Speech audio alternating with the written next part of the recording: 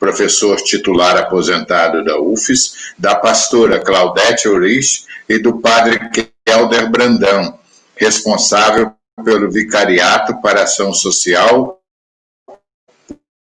Política e Cultura de Vitória.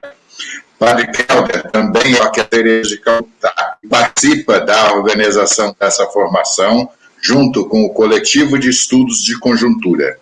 A formação é parte de uma campanha maior organizada pelo Vicariato contra a fome e pela inclusão social. Nós vamos, então, pedir ao professor Arlindo Vilasque que inicie as suas palavras aqui para o nosso projeto. Professor, a palavra é sua. Muito obrigado, Milton. Bem, conforme você bem disse, estamos dando continuidade ao nosso caminhar. E nesse caminhar de agora, que é o segundo tempo dessa nossa primeira caminhada, nós certamente, todo o debate vai ser muito enriquecido pela participação do padre Kelder e da pastora Claudete, mas eu gostaria de começar lembrando que esta parte tem que ser complementada com a formação dos grupos para que eles se organizem, debatam, discutam, e caso sinta necessidade de algum tipo de assessoria, entre em contato com os organizadores dessa nossa formação. O Coletivo de Estudos da Conjuntura terá condições de fazer assessoria. Então, agradeço essas primeiras palavras, e eu estou aqui ávido por ouvir meu querido padre Kelder e a minha querida pastora Claudete. Padre Kelder, a palavra é sua, para as suas apresentações. A palavra direta ou só para apresentação, Milton? Apresentação. Então, boa noite para todos, para todas, né? Muito honrado em estar participando aqui deste momento com todos vocês, tanto os que estão participando do debate, quanto os que estão nos acompanhando também nas suas casas, né?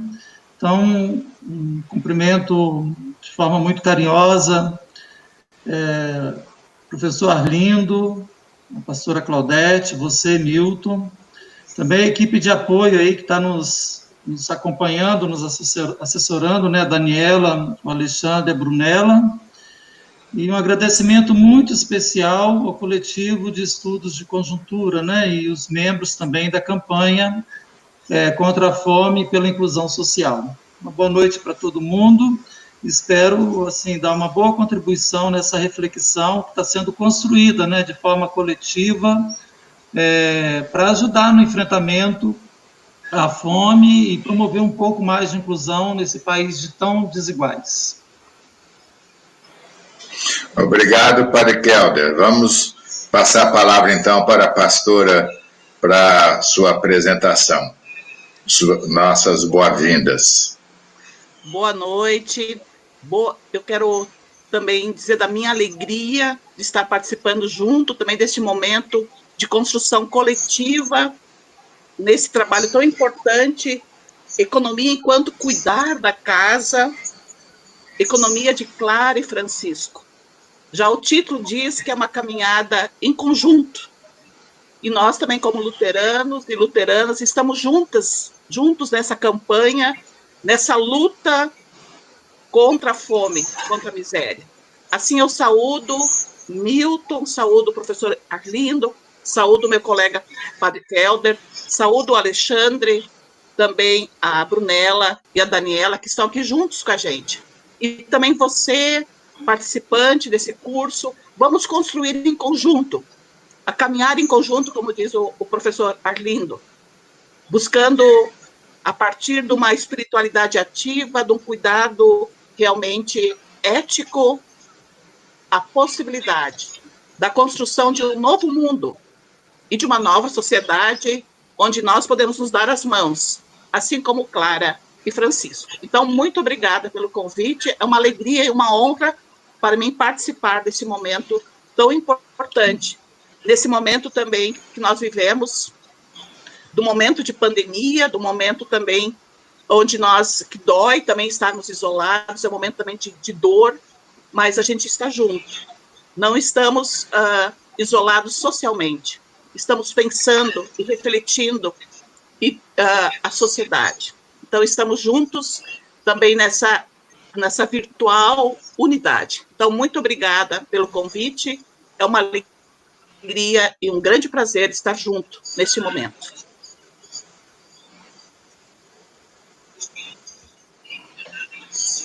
Obrigado, pastora. A gente passa a palavra, então, ao professor Arlindo para a sua apresentação sobre o tema.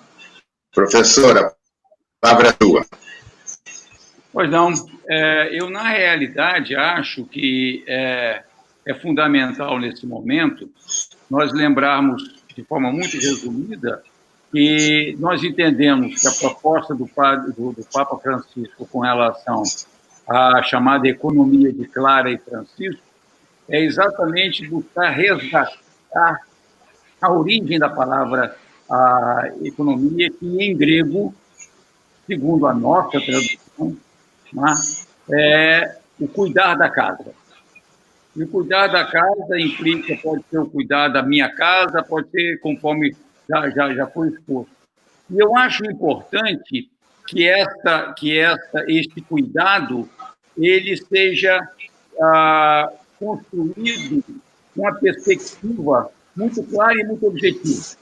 Uma delas, certamente, nós combatemos, conforme já foi muito bem ressaltado pela pastora, nós combatemos a miséria e a exclusão. Um país de excluídos. Nós estamos... Esse é um estado de excluídos. Essa é uma cidade de excluídos. Então, nesse momento, eu acho fundamental que a gente ouça o padre Kelder, porque ele certamente tem uma mensagem, tem uma reflexão que faz a ponte entre essa economia de Francisco, que é um movimento mundial, com um outro movimento mundial liderado pelo Papa Francisco também, que é o combate à fome, é Dia da Fome, e com o trabalho que o vicariato faz aqui na Arquidiocese de Vitória, exatamente no sentido de não só assistir àqueles que têm fome, mas também despertar a consciência daqueles que podem contribuir na construção de um mundo melhor para todos. Então, eu estou ávido para ouvir o meu querido padre Kelder e logo depois, obviamente, ouvir a pastora, que tem sempre uma reflexão muito interessante, tanto bíblica quanto também baseada no conceito do bem viver. Obrigado, professor. Só a título de esclarecimento, eu sou um neófito aqui nessa coisa de lives, né, de internet. Eu acho que é a primeira que eu participo, então, assim, não tenho muito traquejo ainda, né, nessa nova modalidade que nos está sendo meio que imposta por conta da pandemia que nós estamos enfrentando, né? Nós vínhamos construindo, a partir da proposta do Papa Francisco, do Dia Mundial do Pobre, que ele criou em 2016, e também diante da fome que se agrava no Brasil desde os últimos 4, 5 anos, né, a gente percebe que tem aumentado muito o número de pessoas passando por privação de comida, né, no dia a dia. Então, a gente estava organizando, na Arquidiocese de Vitória, através do vicariato, uma campanha permanente contra a fome e pela inclusão social, né? Estávamos elaborando o projeto quando fomos interpelados pela Covid-19, né?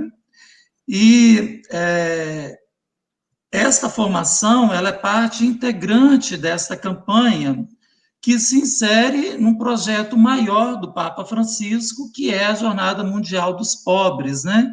Ou a Jornada Mundial de Enfrentamento à Pobreza, que ele criou a partir do Dia do Pobre em 2016, né? Que é sempre no segundo domingo do mês de novembro. Então, a campanha que nós estamos organizando aqui na Arquidiocese de Vitória, através do vicariato, com a participação aí ímpar, né, do coletivo de estudo de análise de conjuntura, estudo de conjuntura, ela tem como objetivo enfrentar a fome, e que em tempos de pandemia aumenta exponencialmente, né, com o número de pessoas desempregadas, subempregadas, né, com o número de pessoas sem acesso a uma renda mínima, né? Então, isso tudo se agrava com a pandemia, né? E promover também, concomitantemente, a inclusão dos empobrecidos, né? Dos mais pobres, né? Já que a gente, como eu disse, nos últimos anos, a gente volta, né? O fantasma da fome, da extrema miséria, volta a assustar, a assombrar a sociedade brasileira, né? E isso tem reflexo imediato nas nossas comunidades mais de periferia, nas comunidades de base, nas pastorais sociais, o número de pessoas pedindo ajuda para ter o que comer dentro de casa, né? Então, com esse sentido, né, com esse objetivo, nós estamos organizando essa campanha. E ela vai se organizar a partir da distribuição, arrecadação e distribuição de alimentos, participação política e processos formativos, né? Processos formativos com foco na cidadania, nos direitos de cada pessoa, com foco nos direitos humanos, na participação política e na participação social. Então, são focos, né, da nossa formação, do processo formativo, que se insere nesse objetivo maior da campanha contra a fome pela inclusão social, campanha permanente contra a fome pela inclusão social. E, para isso, nós organizamos a campanha em 3 eixos: enfrentamento à fome, inclusão social e solidariedade, que é o primeiro eixo. Isso vai se dar através da arrecadação e distribuição de alimentos e de cadastramento das pessoas, das famílias mais vulneráveis. Depois, a incidência política e organização de redes e parcerias, é o segundo eixo. E o terceiro eixo, formação e espiritualidade, que é esse que nós estamos aqui, inclusive, desenvolvendo nesta noite, né? Então, são esses 3 eixos que dão a estrutura, que dão corpo a essa campanha que nós estamos pensando, né?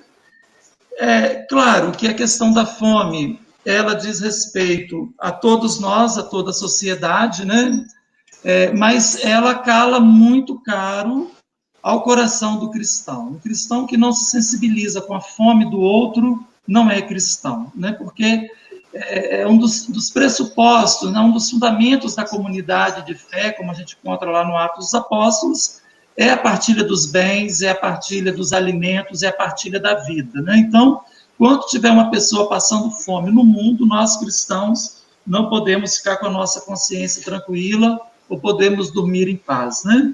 Então, nesse sentido, a campanha, ela se fundamenta naquilo que é mais caro, né? Ao pontificado do Papa Francisco, né? O Papa Francisco, desde que ele assumiu o governo da Igreja Católica, ele tem chamado a atenção para a necessidade, né, da gente retomar uma teologia que seja ecológica e integral. Ele escreve uma encíclica voltada exclusivamente para a questão ecológica, né? A primeira encíclica papal voltada para a questão ecológica, que é a Laudato Si, né? O Louvado Sejas, né? Onde ele propõe uma ecologia integral a partir de uma teologia que tenha o pobre no centro das relações, né? O pobre, e aí é muito bonita essa integração que o Papa Francisco faz, né? Do pobre da criação como categorias teológicas e fontes de revelação.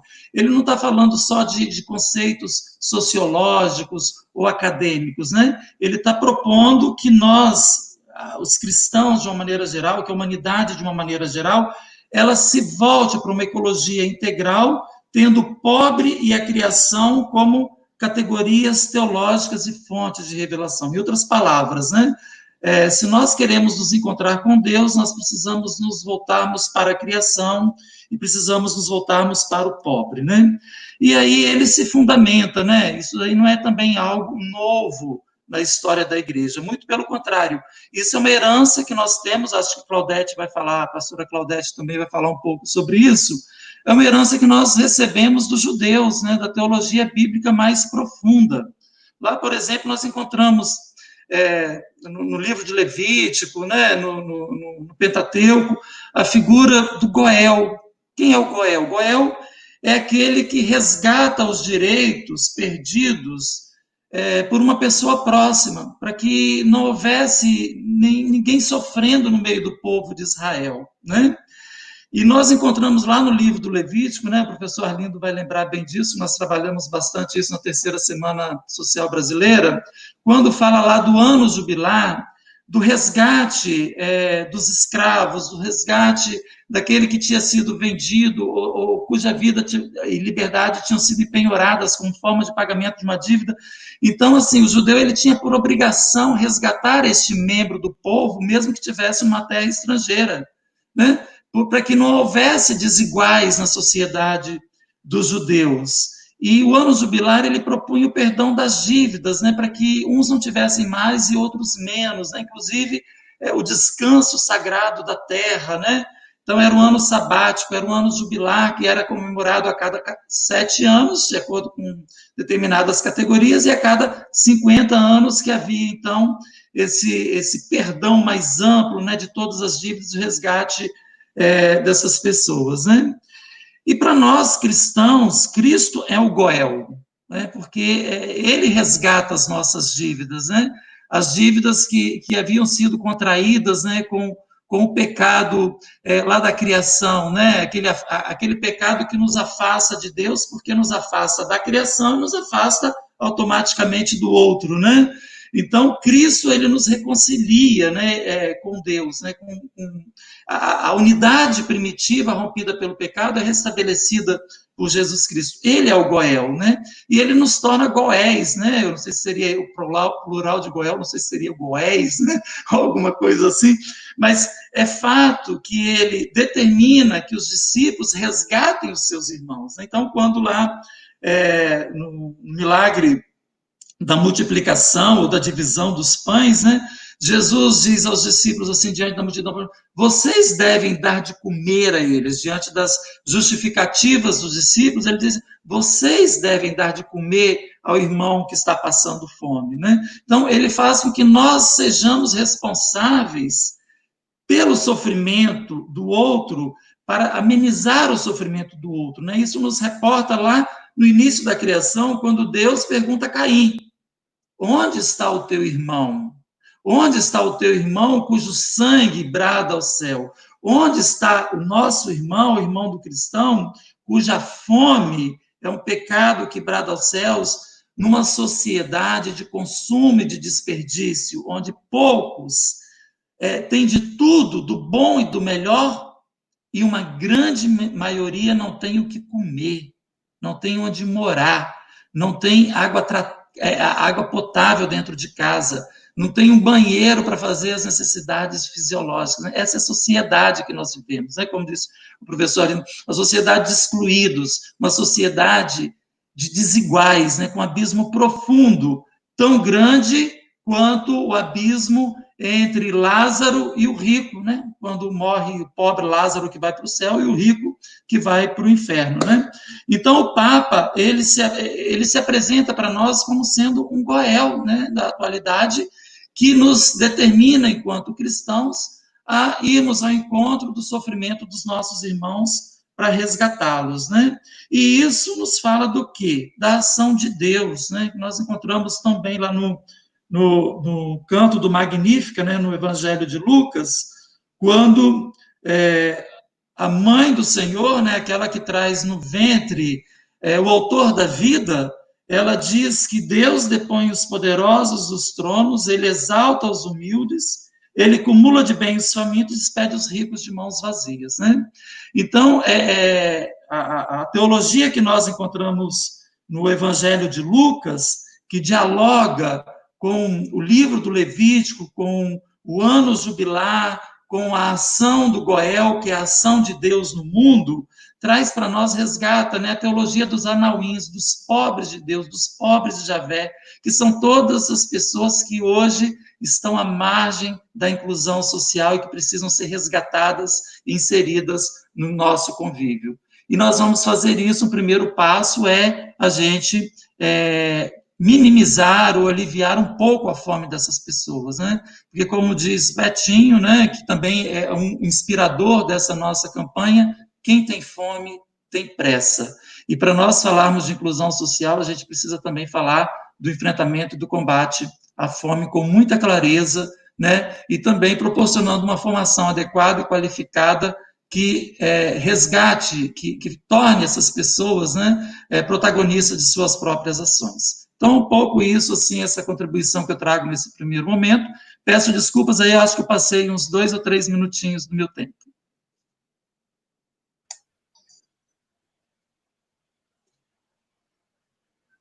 Microfone.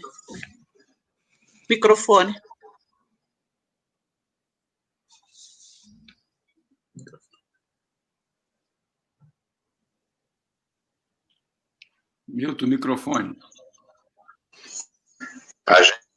A pastora Claudete, porque ela passa suas observações. Desculpe, o microfone estava desligado aqui. Faz parte, Milton, né? Então, muito obrigada, Padre Kelder. Eu preparei um texto pensando bem viver, cuidado, ética do cuidado e espiritualidade. Então, a gente vive uma crise profunda no momento, uma crise que atinge todo o planeta. Neste momento, é um momento histórico, que é a pandemia, é a Covid-19. E ela resulta em várias crises, e são crises globais. Mas ela atinge especialmente as pessoas vulneráveis, os pobres. Ela atinge as populações que vivem em regiões sensíveis a secas, a enchentes, as pessoas que sofrem já com a fome, com a falta de água e também com a diminuição do seu território de vida, que são as lutas que nós estamos sempre de novo aqui ouvindo, que são as lutas dos povos indígenas, luta dos caiçaras, luta dos quilombolas, luta dos povos tradicionais, seja no Brasil e também em outras partes do mundo. Se nós vamos olhar para a Bíblia, a Bíblia nos fala de uma bonita e boa criação. E essa bonita e boa criação clama por cuidado. Como diz o apóstolo Paulo também, essa bonita e bela criação geme de dores de parto e aguarda a libertação, lá em Romanos capítulo 8. Por isso, eu quero trazer um pouco aqui para nós a reflexão sobre o conceito de bem viver, viver bien, ou buen vivir.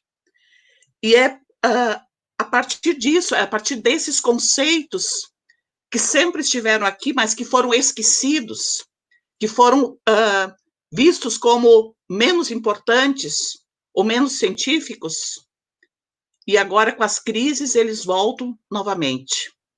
Mas também devo dizer que esses conceitos nasceram entre os povos indígenas, especialmente nos povos andinos, e são povos também que no momento estão sofrendo bastante golpes. Novamente, os golpes estão presentes na América Latina. Além da pandemia, então, esses golpes que a gente percebe, por exemplo, na Bolívia, no Equador, e de lá que veio, primeiramente, essa reflexão sobre esse conceito do buen viver e do viver bien. Então, essa é a tradução, na verdade, é uma tradução do espanhol para a palavra sumac causai, que é do Quechua, do Equador. O suma camanha, que é de Aymara, da Bolívia. E assim nós temos outras palavras dos povos, dos diferentes povos indígenas, na sua pluralidade, que vão também nos mostrando que o conceito de buen viver ou viver bem é muito diferente do que nós entendemos hoje com viver bem. Hoje, viver bem é viver com consumo, ir para o shopping, comprar o último computador, o último celular, etc., ou o último tênis. Não, não tem a ver com isso.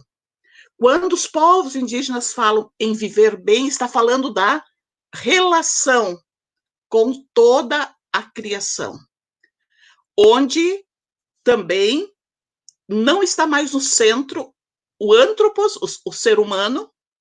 Então, é uma crítica a essa cultura antropocêntrica, onde é que coloca o ser humano no centro, e aqui essa cosmovisão dos povos indígenas nos traz a relação, a inter-relação dos seres humanos com toda a criação.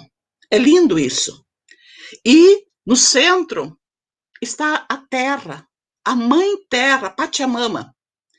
E o conceito, então, bem viver, aponta para uma ética de relações e inter-relações com a mãe terra, com toda a natureza, com a comunidade, com a sociedade, com a vida concreta das mulheres, dos homens, das crianças.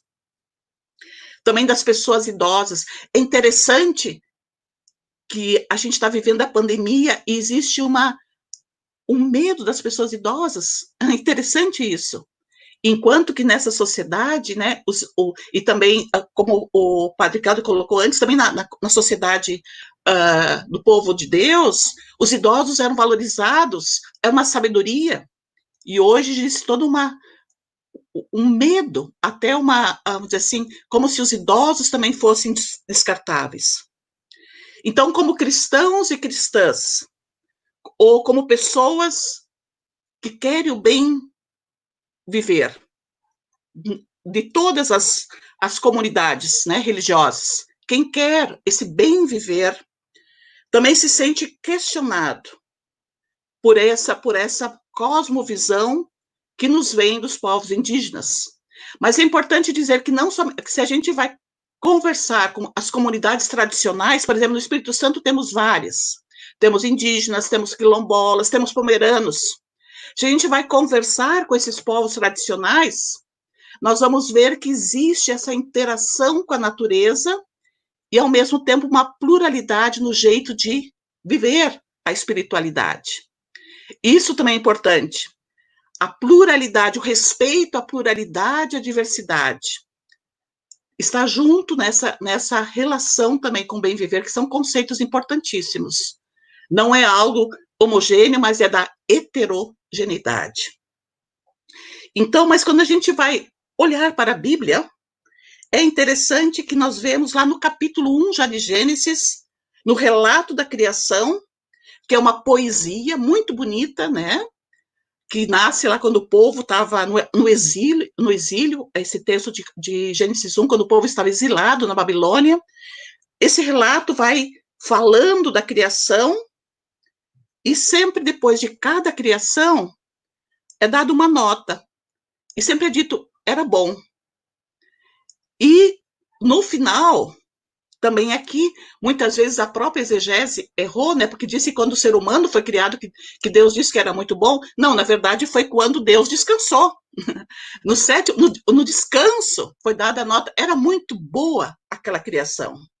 Então, a gente percebe também na Bíblia relações com esse bem viver. A relação também com a criação, a relação também com a natureza. E a gente vai perceber também nos Salmos. Nos Salmos nós temos muitas palavras que lembram dessa relação com a natureza e esse louvor também à natureza. Todas com sabedoria as fizeste, cheia está a terra das tuas riquezas. Também no Salmo 24 diz, a Deus pertence a terra e tudo que nela se contém, tudo que nela se contém pertence a Deus. Mas é interessante que a gente vive um tempo onde também a terra, eu diria hoje que a terra está crucificada. A terra está crucificada pelo capital que explora sem piedade. E por isso que nós estamos também vivendo essa pandemia, esse momento que nós vivemos. Então, também a terra, como diz o apóstolo Paulo, geme e suporta angústias, dores de parto. Ele usa essa imagem feminina das dores de parto. Então, a gente também está em dores de parto, mas nesse processo de dores de parto nós temos a esperança de algo novo. Por isso a gente a gente resiste, a gente luta, a gente sonha. Então, nesse sentido, nós precisamos também renovar a nossa compreensão da natureza. Não mais é uma relação impessoal e inferior, como a que a gente pudesse somente se aproveitar e retirar tudo que é necessário dela, mas essa responsabilidade com o lavrar e o cuidar. E lá na carta de 1 João, nós lemos que nós somos pessoas preciosas e preciosos aos olhos de Deus. Porque nós somos criados como filhas e filhos de Deus. O que significa isso? Significa justamente que nós estamos nessa relação de irmandade com a criação, com toda a criação. Não estamos acima, mas estamos em relação. E agora a questão também do cuidado. Eu acho que é bem interessante que nós estamos numa crise dos cuidados. A gente pensar, né? A gente está numa crise dos cuidados, porque geralmente o cuidado estava relacionado com quem? Muitas vezes somente com as mulheres. Assim como a terra era explorada, sacrificada, massacrada, assim também muitas vezes as mulheres foram massacradas, ainda são hoje. Então, essa crise do cuidado, o cuidado também está em crise. Quem está na linha de frente hoje, nos cuidados da casa, no cuidado da saúde? A maioria das pessoas que morreram agora nas linhas de frente da saúde, seria interessante perceber, né? Então, a questão também é uma crise, o conceito do cuidado me parece que precisa ser aprofundado. Conceito precisa se tornar algo de toda a humanidade. O cuidado não é somente de um grupo de pessoas, não é somente das mulheres, mas o cuidado precisa ser assumido por homens e mulheres, por todas as pessoas que realmente querem um mundo novo. E nesse sentido, eu também aponto que temos também uma crise, então, de espiritualidade. A espiritualidade, quando aquilo que o Padre Kelder coloca, quando perde de vista o sofrido, quando perde de vista o pobre, quando perde de vista a criação sofrida, porque isso tudo está em relação, não está separado. O sofrimento do pobre, o sofrimento da terra, o sofrimento das mulheres está relacionado com o sistema que está aí para matar e não para viver. Então, também a espiritualidade está em crise. E nós precisamos trabalhar a espiritualidade da vida. A espiritualidade que questiona justamente e nos faz nos perguntar como nós cuidamos dos pobres, como nós cuidamos dos famintos, como nós cuidamos das pessoas idosas, como nós cuidamos das tantas famílias enlutadas, mais de 60 mil mortos no Brasil, devido à doença, nessa grave doença da Covid. Como nós cuidamos daqueles que têm fome, como nós cuidamos da terra. E a gente percebe que nessa falta de cuidado também se criou uma relação, muitas vezes, de quem estava superior e de inferior. Então, essa questão também das hierarquias e dos dualismos. São questões que nós precisamos também estar trabalhando, conceitos que nós precisamos também estar trabalhando para recuperar a integralidade, a visão muito mais integral também do ser humano. E me parece que algo importante para ser trabalhado é aquilo também que está garantido já na Constituição de 1988, a cidadania. Nós todos temos direitos e deveres como cidadãos e cidadãs. Então, como trabalhamos isso no nosso cotidiano? A gente percebe também que uma heteronormatividade se colocou acima de uma homonormatividade. Então, E por isso temos também mortes de pessoas homoafetivas de forma tão brutal entre nós. E hoje estava escutando ainda o padre Lancelotti, que eu tenho maior, para mim, um profeta do nosso tempo também. Ele diz: vivemos um tempo de emergência humanitária. E eu diria ainda, vivemos um tempo de emergência humanitária e planetária. Também a Terra geme, a Terra está sendo crucificada, ela geme também por todos e todas nós. Então, nesse sentido, para mim, eu coloco, né, que a vivência da espiritualidade se faz na reflexão ativa, é isso que nós estamos propondo, né, esse grupo está propondo uma reflexão ativa, ao mesmo tempo uma reflexão conosco mesmos, mas uma reflexão também que envolve o coletivo, e uma crítica profunda sobre a forma como vivemos e nos relacionamos com as pessoas e com a natureza, e, ao mesmo tempo, nos questionamos de que cuidado nós estamos falando, que cuidado é este? É um cuidado que envolve toda a humanidade, que também vai perceber que muitas vezes esse cuidado estava somente sobre a carga das mulheres, cuidado dos filhos, cuidado dos idosos, cuidado da casa. Como nós cuidamos, então, da nossa casa, seja lá no doméstico, mas também como nós cuidamos da casa, pensando também no global, no maior, né? No bairro, na cidade, pensando no nosso país, no Brasil. Então, a espiritualidade tem a ver com a recuperação da nossa humanidade, com o cuidado, com a preservação da vida de todas as pessoas e de toda a Terra. Então, essa seria a minha contribuição, primeiramente, né? Não sei se também não passei um pouquinho do tempo, Milton, né? Então, agora eu passo a palavra, né, para o professor Arlindo, eu acho, né?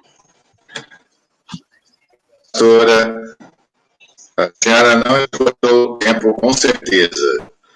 O tempo foi o necessário para que as suas ideias fossem apresentadas de forma lógica.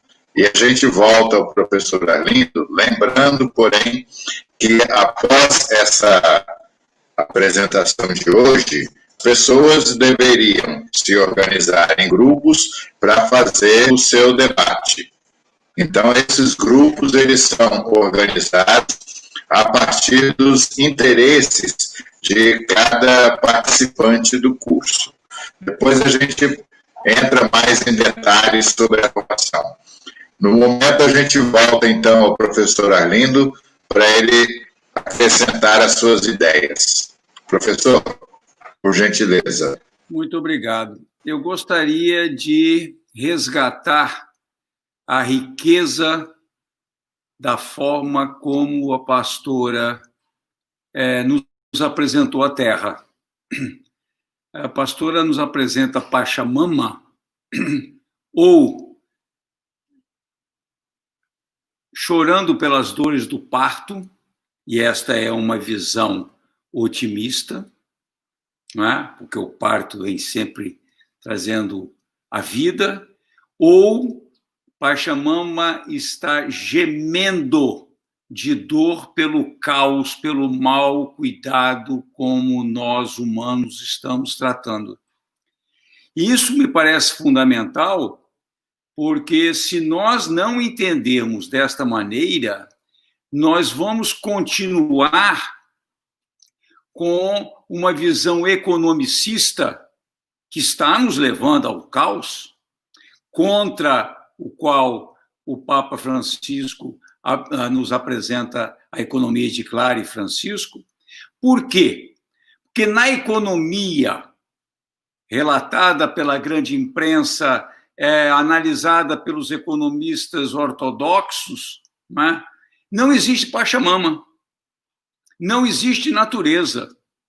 Do ponto de vista desse financismo globalizado que está aí, só existe recurso natural. Recurso natural é tudo aquilo que esta economia predatória consegue incorporar aos seus ganhos, à sua multiplicação de lucros. Então, uma pilha de minério, uma montanha de minério, como tal, é só natureza. Ela só entra para a economia desses predadores quando ele consegue explorar à exaustão, e o que é pior, não só explorando a natureza, mas também depredando a natureza, mas também depredando a vida humana. Então, e eu acho que é fundamental da gente lembrar que é o seguinte, não tem que ser assim, não precisa ser assim, não pode ser assim. Então, eu gosto muito da figura que a pastora nos apresenta, que são as dores do parto.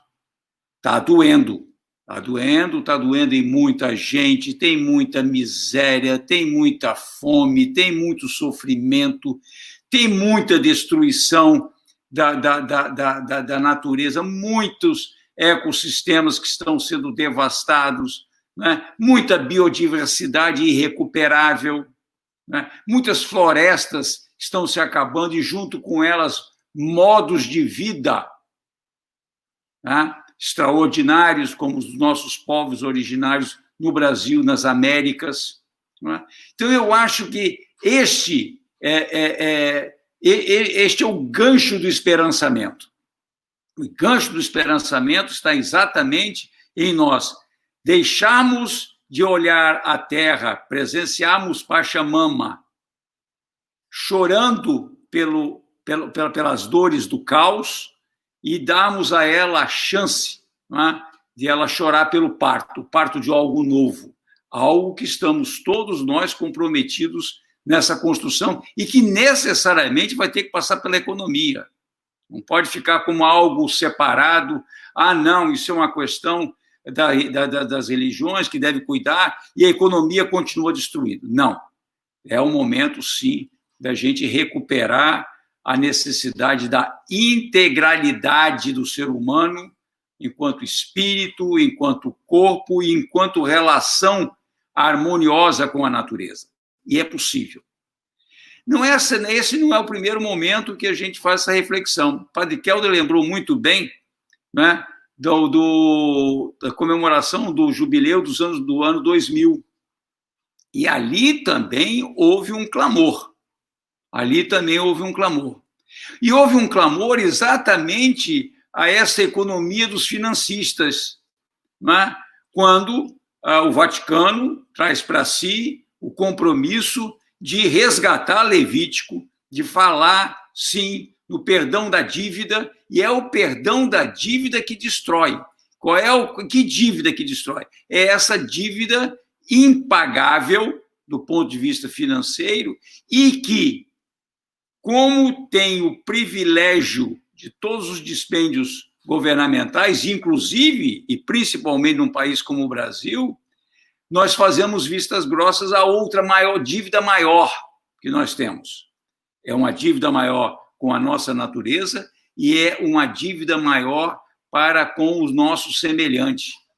Porque, enquanto nós estivermos respondendo à lógica da depredação e à lógica da acumulação financeira, é feita vista grossa à carência social, seja a fome de alimento, né? Seja a fome de educação, de saúde, de cultura, de bem viver. Nós não estamos aqui falando, e a pastora chama muito bem a atenção, não é o viver bem no sentido de que eu tenho um cartão de crédito e eu preciso gastar, né? Eu preciso usar o meu crédito. Não. Nós estamos chamando a atenção, e a pandemia, nesse sentido, é uma oportunidade ímpar, porque tem pessoas no mundo, não é só a gente ficar criticando quem é os nossos vizinhos que eventualmente estão nesse afã de ir para shopping, né? Mesmo sociedades culturalmente, economicamente avançadas, entraram no frenesi da compra. Passei 25, 30 dias, 60 dias em abstinência de compra. E quando o comércio abre, é como se fosse um resgate de um longo jejum. Ora, nós precisamos refletir, nós precisamos voltar um pouquinho à nossa humanidade, né? Porque o que nos une não é o nosso poder de compra. O que nos une não é o capital, o patrimônio acumulado, né? Exageradamente acumulado de forma exageradamente concentrada, né? E aqui a campanha da economia de Clara e Francisco faz eco também a denúncias, né, nos países mais concentradores de renda, né, onde os ganhos financeiros são exagerados, e a maioria da população clama. Nós somos 99% e nós não estamos tendo participação nesses lucros. Então, eu acho que é chegado o momento, sim, de nós entendermos que é hora de celebrar um outro jubileu, né? É um jubileu de resgate das dívidas sociais. E nós devemos, a dívida por dívida social, que se entenda que não são só as dívidas com o nosso semelhante, mas é com todos os seres viventes, né? É com os nossos rios, é com os nossos mares, é com as nossas florestas, é com a nossa terra, é com o nosso ar. Basta a gente dar uma olhadinha no nosso entorno. Não precisa ir muito longe, não. Só ficarmos aqui na nossa cidade e ver que qualidade de ar nós respiramos. Como é que andam os efluentes nos nossos rios? Como é que andam os efluentes nos nossos mares? Eu falo rio porque o Santa Maria chega aqui, né? Porque o Jucu chega aqui. E trazendo o quê? Né? Fruto de quê? O Rio Doce, que chega a pouco mais de 100 quilômetros ao norte de Vitória, está lá morrendo por conta de um crime provocado por uma mineradora. A mesma mineradora que faz com que o hospital infantil tenha filas de crianças precisando de tratamento pulmonar. Não é? Então, a gente precisa resgatar isso.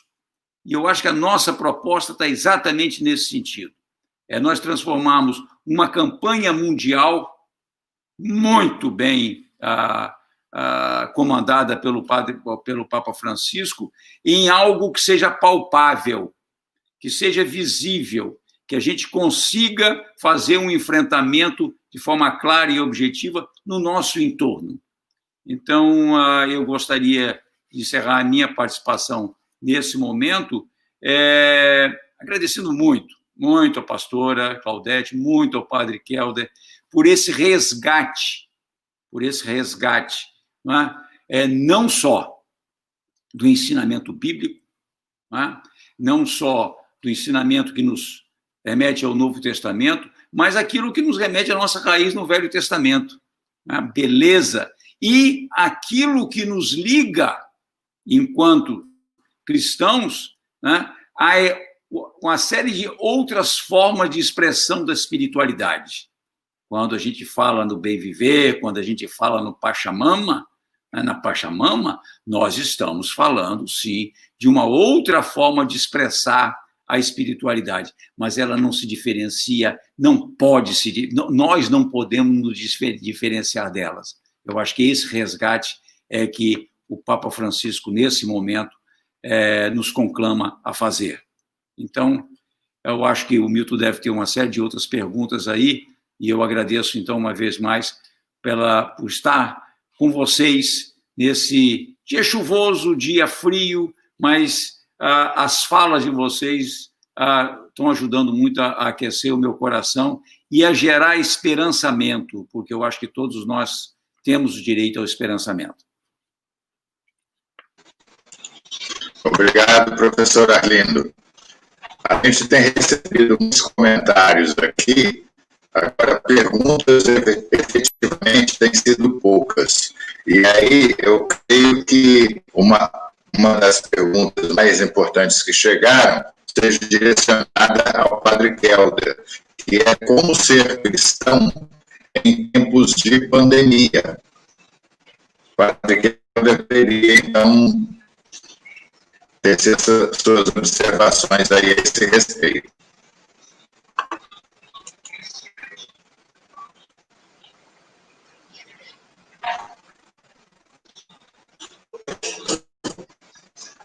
Obrigado, Milton. Então, não existe cristão em tempo de pandemia e cristão em tempo de não pandemia, né? O batismo nos imprime caráter, não é isso, Claudete? Então, assim, ser cristão significa ser universal, né? Como que a gente vai refletir essa condição que nós estamos vivendo hoje e aprender com isso tudo que está acontecendo, né? Essa situação que nos impõe uma condição de vida que deve nos levar a refletir sobre que mundo é esse que nós estamos gestando, que mundo é esse que nós construímos, que sociedade é essa que nós construímos, em que pessoas vivas são colocadas fogo, né? Como aconteceu aqui perto de casa há uma semana.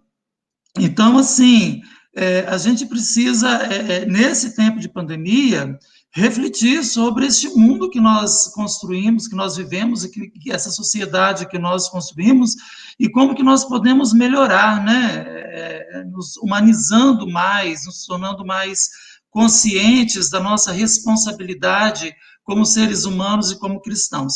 E isso independe do período que nós estejamos vivendo, né? Posso contribuir? Eu acho que uma das coisas importantíssimas que nós cristãos temos que afirmar é a defesa da vida. E a defesa da vida neste momento é você usar máscaras quando sai na rua e é a gente evitar a aglomeração social. Então, eu acho que o cuidado, exatamente o que nós estamos tratando, né? Então, também, nesse sentido, também, eu acho que as nossas igrejas, tanto a católica como a luterana e algumas também outras, têm cuidado muito com isso, né? E por isso também a gente tem feito esses trabalhos virtuais, porque a gente tem esse respeito pelo cuidado com a vida, lavar as mãos, né? Cuidar com álcool, essas questões todas. Então, eu acho que nesse tempo, uma das coisas, né, importantíssimas, porque a gente tem percebido que tem pessoas que se negam a usar máscara, mas isso é uma pessoa que não está cuidando nem de si e nem do outro, né? Essa pessoa está com um problema, que ela, né, assim, esse cuidado de si não está acontecendo, e não cuidando de si também não cuida dos outros. Então, eu acho que coisas bem pequenas, né, mas que tem a ver com o nosso cuidado conosco e com o outro, né, com as pessoas que estão aí, que são importantíssimas nesse momento. E a gente ouvir também as autoridades médicas é fundamental também. Só isso. Obrigado, pastora. A gente informa também ao pessoal que está participando que pode se inscrever, deveria se inscrever no canal da Arquidiocese. É só clicar no botão inscreva-se. Para ficar sabendo quando os novos vídeos foram postados, basta ativar o sininho. E a programação a gente vai disponibilizar, já está disponibilizada, aliás, no site da Arquidiocese, né, aves.org.br/ação e social. Nesse endereço, aves.org.br/ação e social, a gente consegue encontrar toda a programação do nosso treinamento, da nossa formação. A gente passa, então, a palavra para Padre Kelder, para suas despedidas e encerrarmos. Em seguida, teremos a pastora Claudete e o professor Arlindo, para encerrarmos a nossa apresentação de hoje. Padre Kelder, por gentileza. Obrigado, Milton. Mais uma vez, né, falar da alegria de estar aqui participando com vocês, agradecer muito aí as pessoas que estão nos acompanhando, né, A campanha, ela é um projeto do vicariato, mas ela, se não chegar ao nosso coração, ao coração de toda a arquidiocese, ela não tem como ser exitosa. E o nosso objetivo maior, né, é a gente construir, né, um mundo melhor para todo mundo, né, com menos desigualdades, com mais justiça, percebendo no outro a singeleza e a grandeza que vem de Deus, né, e que está presente no outro e que está presente em toda a criação. Então é isso, um bom trabalho para todos nós aí durante esse período de formação e de organização da campanha. Muito obrigado. Boa noite. Boa noite. Passamos, então, a palavra à pastora Claudete, para que ela faça as suas observações finais. Então, quero agradecer também a participação nesse fórum, nessa mesa, né? Muito obrigada pelo convite. E eu pesquisei um pouco sobre a Clara e o Francisco, e gostaria de deixar com palavras finais, que eu gostei muito de que esse movimento todo foi buscar na mística, né, esse movimento. E a Clara Clara e Francisco, né, o Leonardo Boff escreveu que ambos são de Assis e são figuras das mais queridas da cristandade, das quais nós podemos realmente nos orgulhar. Os dois uniam 3 grandes paixões: pelo Cristo pobre crucificado, pelos pobres, especialmente os doentes da época, que eram os ancenianos, e um pelo outro. Então, que nós possamos nutrir também essa mística, né, do amor a Deus, do amor ao outro, do amor à terra, do amor uns pelos outros, nessa busca, né, do respeito na diversidade e na pluralidade. Então, para nós também, da comunidade aqui luterana de Vitória, também nós nos orgulhamos de estar juntos nesse movimento. Também da luta contra a violência, da luta contra a fome, na luta pelo bem viver, na luta por uma nova sociedade, um novo mundo. Que Jesus nos inspira, Jesus nos fortalece, porque Ele quer vida e vida abundante para todas as pessoas e para toda a criação. E que a bênção do bondoso Deus nos acompanhe, né, nessa busca, nesse processo, nos grupos, nas discussões que vamos estar também exercitando daqui para frente. Muito obrigado, pastora. A gente pede desculpas ao pessoal que nos acompanha aqui ao vivo, porque nem todas as perguntas nós temos condições de responder no momento. E a gente passa, então, a palavra ao professor Arlindo para as suas considerações finais. Professor, por gentileza. É sempre um momento de agradecer. Agradecer a forma como você conduziu esse debate, Milton, agradecer ao padre Kelder, à pastora Claudete, agradecer a Brunella, a Dani, ao Alexandre, agradecer a quem está nos acompanhando, esteja acompanhando agora, né? Esteja nos acompanhando nos próximos 5 semanas, seja vendo vídeo. Tem muita gente acompanhando essa vontade da gente construir um outro mundo possível. E quem quer construir um outro mundo possível não quer se render, se recusa a se render à distopia da terra arrasada. Nós acreditamos, sim, na possibilidade de transformarmos utopias em algo que a gente vai se aproximando mais e mais delas. Utopias no sentido do direito humano de viver num mundo melhor. Utopia do direito humano de, sim, pensar a vida não somente a partir da nossa cronologia, quando passamos por aqui, mas pensar a vida também para aqueles que vão nos suceder. E nós queremos que muita gente nos suceda e que essas pessoas que vão nos suceder neste planeta clamem e tenham o direito de bem viver. Muito obrigado, boa noite. Obrigado, professor. Agradecemos também a todos aqueles que nos acompanharam. A gente deve dar grupos, cada participante aí se organiza em seu grupo para debater os temas aqui apresentados.